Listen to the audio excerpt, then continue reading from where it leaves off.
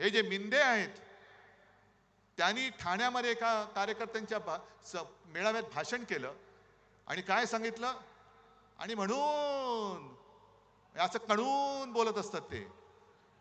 अरे काहीतरी पोट साफ करण्याचं औषध घे, कणतोस कशाला? आणि कणून त्यांनी सांगितलं की मी मोदीजी आणि शहाजींना सांगितलं मी करेक्ट कार्यक्रम केलेला आहे, आता पुढचं काम तुम्ही करा.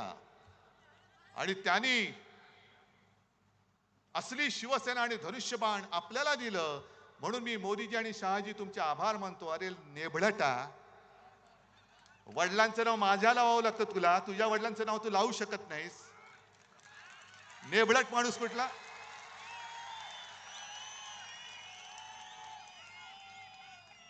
आणि हा कट कसा शिजला बघा. मोदी शहा म्हणाले होते की तुझं काम तू कर, आमचं काम आम्ही करतो, आणि ते पाठी उभे राहिले.